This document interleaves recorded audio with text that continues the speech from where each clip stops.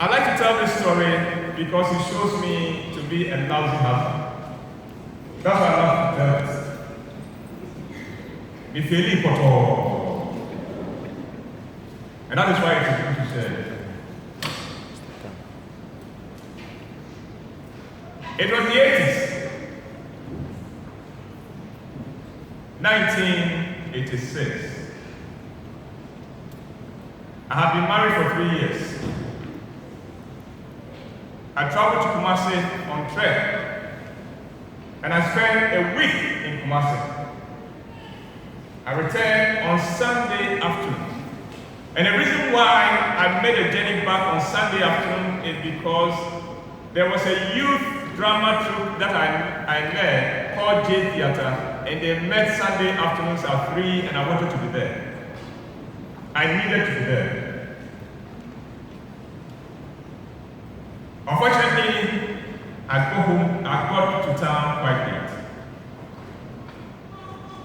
I got in about 3, and I knew I had to leave for rehearsals immediately, otherwise I'll be late, and I'm the person who punished them for coming late. I was not going to be late. Remember, I've been away for 1 week. So, I drive into the house, run upstairs with my bag, put my bag there, and say, Florence, this is just to tell you that I'm back in town, I'm going for rehearsal. And I tend to go. And Florence stands at the door and says, I want to go. And at that time, the narrow Christian lady came to life. Hey, this woman wants to stand in the way of my service to God. Oh, you know the man. And she's standing there. I won't let you go. So, now those of you who know my wife, I'm sure it will be difficult for you to imagine what I'm going to tell you next. I held her by the shoulders and lifted her off the ground and threw her away. Lifted her from the entrance of the door like that, off her feet, and don't judge me. Don't judge me, not be immature. And then with that, I went into the car and took off. And all this time, I was feeling self-righteous. That woman, she wants to kill my fire. She wants to stand in the way of me and my God. No will happen. So I get into the car and I take off. I hadn't gone 100 meters when the Spirit of God said, where's your wife?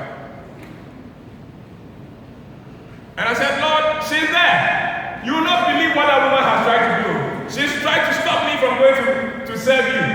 And so she's there, I've left her in the house. And the Spirit of God said, go back to your wife.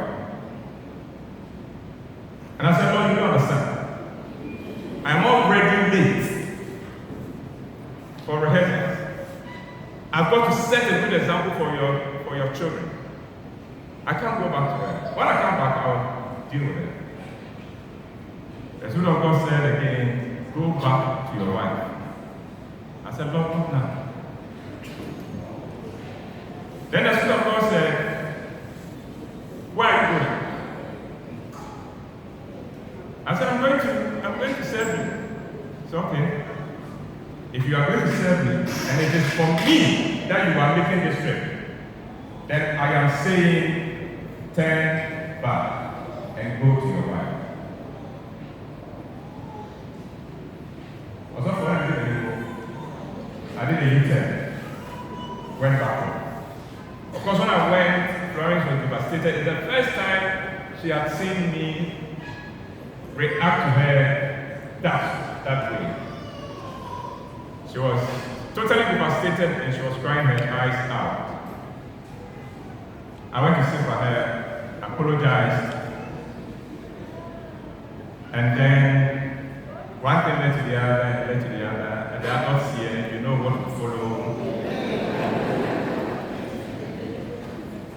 If you do not know, you're a child and you shouldn't know. So, we finished and we are lying in bed. Somebody is asking, so how did you get to bed? No, I just said it. Then Freud says, are you not going for a rehearsal today? I said, but you didn't want me to go. He said, no. I have never said I didn't want you to go to rehearsal. I will never stand in the way. I know how much that ministry means to you. But it was not right that having gone away for a whole week, when you came back, you didn't even have a time to sit down for us to have a little chat before you left. That is why I didn't want you to go. I had missed you, and I didn't want to lose you yet. All you had to do was to pay me a little bit more attention. That was all I wanted, because I had missed you. Then she said, well, you can go. Go now. And I said, well, it's probably too late. He said, no, it doesn't matter. You go. I said, okay, I'll go only if you come with me. He said, sure. So we took our bath together and dashed for rehearsals. Also, this is 1986. We got, well, are you surprised? 1986, don't worry. We got to rehearsals, and Florence had been a part of that ministry before. They hadn't seen her for a while, and we get there, and she turned the whole meeting upside down.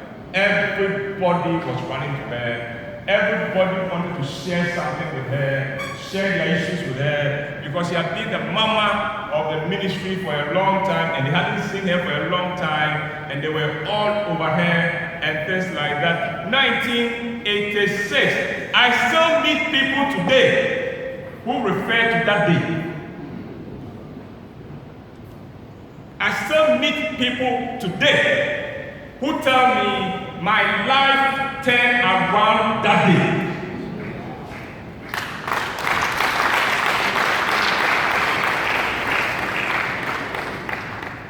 My marriage, my worship. I learned a very important lesson that day. It's a lesson I wish all godly men will learn. All audacious men will learn. All men of God will learn. Unfortunately, they don't. Sometimes it happens that in Christian circles, the more spiritual a man is, the lousier he is as a husband. Because we hide behind God and do all kinds of things to our wives. We hide behind God and do all kinds of things to our wives. And we don't think that it matters. I learned my lesson that day. I learned that unless I can put a smile on the face of Florence, I cannot make heaven glad. I cannot honor God. To honor God, I must make my wife happy. That's what I learned. And that was 1986. I learned that my first ministry to my wife and my home. If in that home, my testimony does not bring truth and my testimony does not shine, it doesn't matter what I do outside. It doesn't matter what I do outside. The testimony must be in the house. My wife must be able to testify about how much of a Christian, how much of a servant of God, how much of the fear of God there is in me. My wife should be able to testify that. My children should be able to testify that. Every member of my household should be able to testify that Daddy, we know Daddy's convictions. We know he honors God. How do you know? Because we know she honors family. Would it not be wonderful if that testimony can bring in every home? In every home.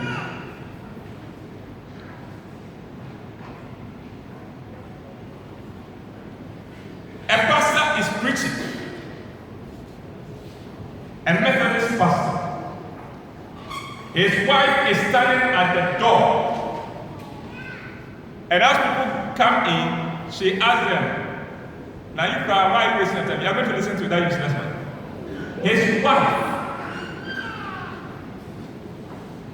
You people, why do you waste your time? You're going to listen to that useless man. His wife.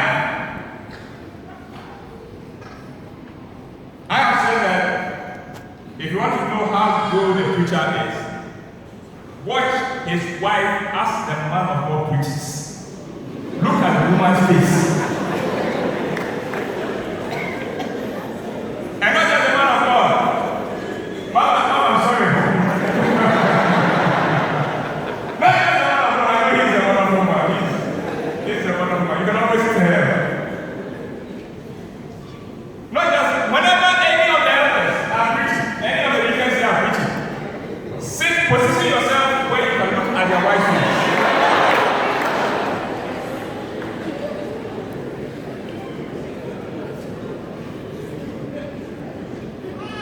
He drops some truth on us, and the wife goes,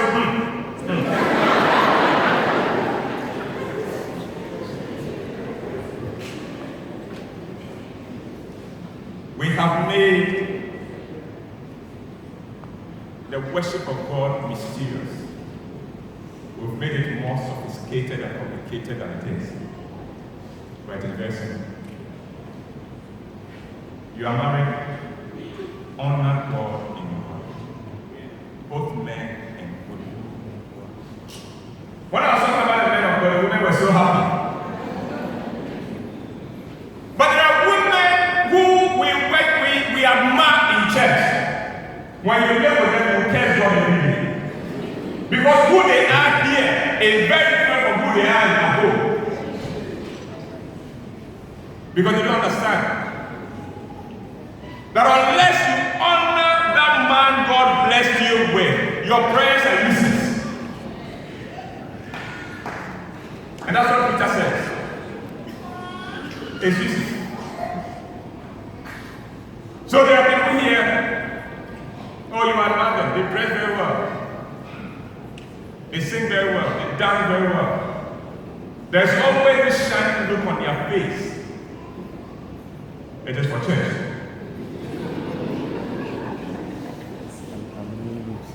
At home, their husbands don't want to hear about God. Their husbands don't want to hear about God.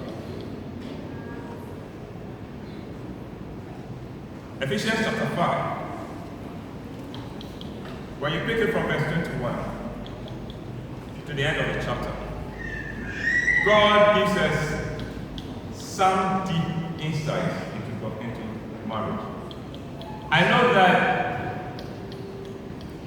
at weddings we like to use some verses in that passage. Traditionally, Church of Pentecost, we have majored in wives submit to your husbands. We love that verse. We love that verse. Submit, oh, submit.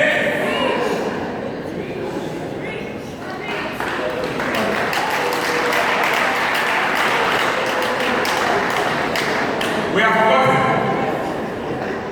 We conveniently overlook the fact that before that verse said, wives submit to your husbands, in the verse before that, it says, submit yourselves one to another. The submission is for both of us. It's not just for the wife. Then it goes further and says, wife, you stay to submission. Husband, you go higher. Love her. In addition to submitting to her, love her. Just some people are saying that. No, it will not be your kind of spiritual, but it's in the Bible. And today, I've come to advocate a different kind of marriage. I'm advocating a biblical marriage, not a Christian marriage. Because there's something like a Christian marriage. The models of Christian marriage that we have is the man bullying the wife with spiritual things all the time. That is not biblical marriage. Let's go and have biblical marriage. Because there are all kinds of marriages. Marriage is not one. Marriage is not one. The poor man's marriage is different from the rich man's marriage. Oh, that is true. The poor woman's marriage is different from the rich woman's marriage. When your wife doesn't need your money, she's a different woman. The girl marriage is different from the fancy marriage, where girls and fancies are the same. The girl marriage is different from the Ashanti marriage, and it's different from the Indian marriage, and it's different from the northern marriage. So some of us, even though we married in church, even though we had a wedding in church, we are married like common people. We are not different from our cousins who don't come to church. And they will say, yeah, my own dear. Sunday, no. Once you come to Christ, you lost the right of saying, as for us Ashantis, as for us guys, you lost the right of saying that. Now you say, as a child of God, this is how God expects you to do. That's what it is. Then you have people saying, yeah, dear. Yeah, my dear. We in Africa, dear. So why are we running away and going through the desert to go to Europe? If everything was right about Africa, why do we admit the fact easily that we admit that easily? Our elders, our ancestors did not know God. We admit that, and yet we want to adopt their model for marriage. If they didn't know God, trust me, they didn't have gospel for marriage either. Oh, listen, I'm not preaching not a Western style marriage, because Christianity is not a Western religion. Indeed, Christianity reached us in Africa before it got to the Western world. Christianity is a foreign religion to both the white man and the black man, because it is a heaven religion. It's a religion that came down from heaven. It's a foreign for everybody, and that is why we all have to rise to it. That is why we have to live biblical lives. Some of you, shame on you, you are married like your tribesmen. Among our people, the woman does not talk to her husband that way. Really? Shame on you that you call yourself a member of this church. If you do not know, let me tell you something. This church is a sophisticated church. As always, it ain't classic for us. We are classic here. Look for somewhere else. Hey! And check out the biology.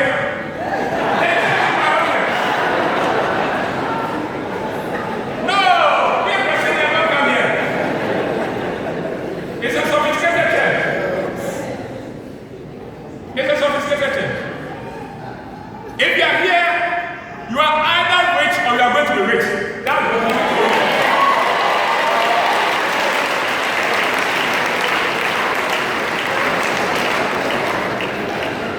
So don't come to me and say that, as for us Evers, this is how we marry. Shame on you. You're a Christian. You're no longer Evers. You're a man of God. You're a child of God. You belong to the household of God. Where are you going to Evers? You've left it. That is why tribalism among Christians is a shame. Because there's something like that. It's a household of God. And in the household of God, there are certain rules. Let's go for a biblical marriage. What does the Bible say? Husband, for me, what does the Bible say? Let the wife also decide, what does the Bible say to me? It is not right for the husband to go and stand on the wife and say that the Bible says you should submit to me. You are bullying. No. You play your role. If she doesn't play her role, God will deal with her. It's as simple as that. The Spirit of God is capable of arresting every one of us and talking sense into us. And sometimes, if we stopped using the Bible to hit people's head, God will get a chance to speak to them. And I just say, God said, I'm your husband. The Bible says this. Then the woman comes, and God says you should love me as Christ loved the church. Is this wrong? Is this wrong? Get me, shut up.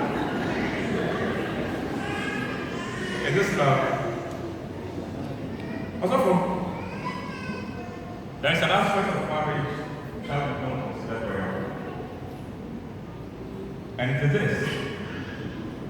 Marriage is not for my sake. Do you hear me? Marriage is not for our sake. Marriage is not for our sake. The primary thing, yes, it serves a lot of purpose. It is a wonderful institution. Yes, God said it is not good for a man to be alone. Yes. But marriage is not for us. Marriage is for God to make a statement. There's a statement God wants to make anytime there is a wedding. Marriage is God's play to the world to show the relationship that would exist between Christ and the church. It's a divine play. That's what Ephesians is all about. In Ephesians chapter 5, the wife is told, you are the church. Your husband is playing the role of Christ. It's a divine play. It's a play that the world was supposed to see, even Christians were supposed to see, and say, this is what lies ahead of us. This is the kind of relationship that will exist between Christ and the church. And woe unto you if your relationship with your partner, with your spouse, does not underscore that. Because you see, can you imagine you getting a role in a play and going on stage to do whatever you like? The script says you are going on stage as an old lady. You decide that I don't want to be old lady. I want to wear short skirt and wear long heels. You spoil the play. Marriage is a play. And this is the joy. This is the joy of any couple. A husband should be able to say, not to the world, to his wife. If you want to know how Christ will live with the church, look at how I am living with you. If you want to know how Christ loves the church, look at how I love you, because I am playing the role of Christ. Hey, it's right to me. I am playing the role of Jesus Christ in my home. Angels and principalities and demons are the audience. They are watching. And I must honor God, because God gave me that role. I produce plays that many of you have never come to watch. Shame on you, and to sow.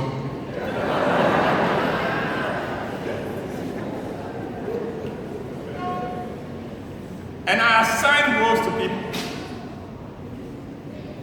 And when you receive a role from me, and you do not think it is a privilege and an honor for me to consider you among all the people I could have chosen, then that will be right. You will never get another role from me again. Our next play, which comes on in November, is called Sex Scandal. I am using only 6 people. I have 120 standing members in my group. Out of them, I pick 6. And then I have picked you, and you go on stage and you say, I want to do what I want. Oh, you lied back. It's not going to happen. And yet, many of us do not realize that the day we got to marry, God showed his favor. What does the Bible say? He who finds a wife, not he who finds a good wife. He who finds a wife. Or yes, strong woman. Or yes, difficult woman. Or yes, whatever woman. He say, you have found a good thing. Not just that. And you have obtained favor from God. Why? Because you've just been given a role. You've just been casted in God's play called marriage. And you are playing the role of Jesus. That is the thing. And at that point, you would have to seek God's face to know how do I represent Jesus in my marriage? How do I represent Jesus in my home? How do I represent Jesus to the world in the way I conduct myself? I'm the head of my household. I'm the head of my wife. I am Jesus Christ. Wife, you see how beautiful the worship time was? That the worship of Jesus, that is you with your husband. How many wives here can say that is how I live with my husband? How many husbands can stand like the Proverbs 31 man? You know, Proverbs 31, we talk about the woman, but there's a man there. He rose and gave a testimony about the wife. Many women have done well, but you have excelled them all. There is no better endorsement than for your husband to be able to say that about you. But I know you are women. Women, when you corner them, they come with justification. But you don't know the man I'm married to, it doesn't matter. It doesn't matter. Play your role. Play your role. Woe unto us if we fail to honor God in the roles He has given to us. Marriage is God's idea. Marriage is God's idea. At the human level, it doesn't make sense. It doesn't make sense that somebody who is not my blood relations must become more important than any member of my family. Yes, including my parents. That's what we become married. For this reason, a man shall leave who? Hey, how many men have left their mother and fathers and been united to their wives? Ghana is a place where married people can say, "Me call Fiaba," and you know the fear they are talking about. Their parents, their village. Me call Fiaba. No, when you marry, you have only one home, where your wife is, where your husband is. That is all your mission. And then we come out with all kinds of foolish statements. Bema and yes, and up to now. So nonsense.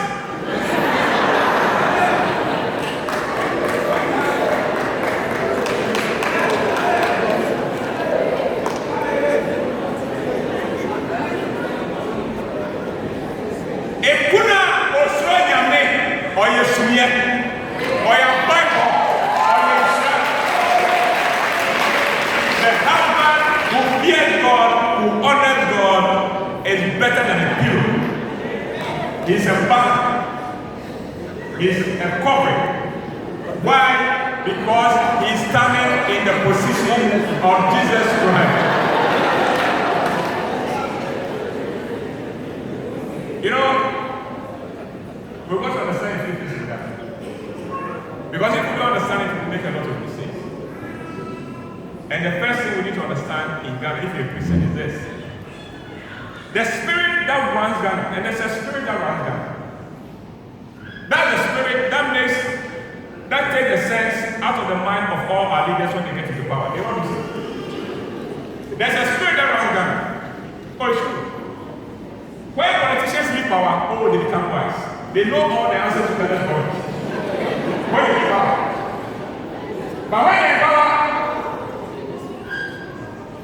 I have friends who have been in power. And sometimes I tell them, I can't recognize you anymore. And they'll say, okay, you don't know. Maybe I don't know. But I can't recognize you. But there's a spirit that runs Ghana. And if you don't know, I'm here to tell you this.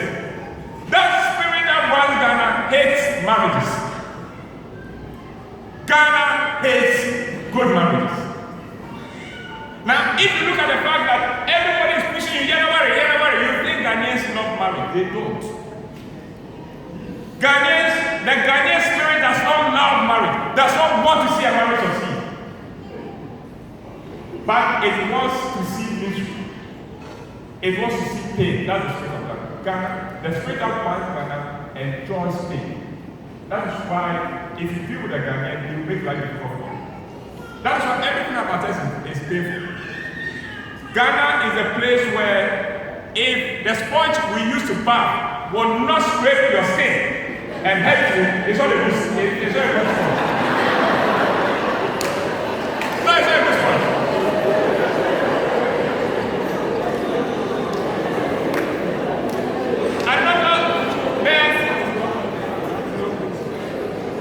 How many of you, when you were small, had a sore and your mother dressed the sore? How did she dress the sore?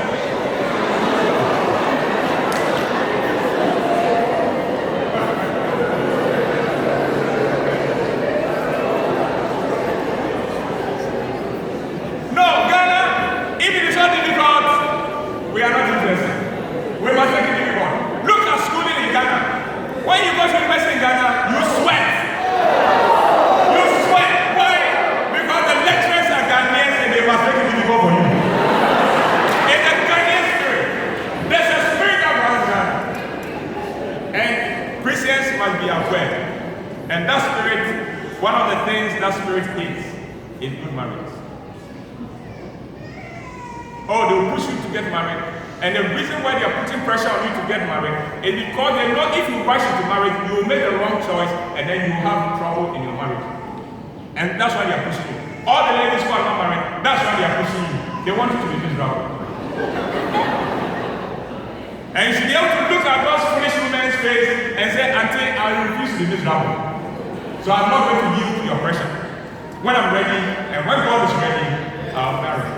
Until then, shut up and leave me alone. But the spirit of Ghana hates good marriages. If you don't believe me, then so you have a lot of traffic. This evening, go for a walk with your wife and put your hands around the waist and walk by the side of the road.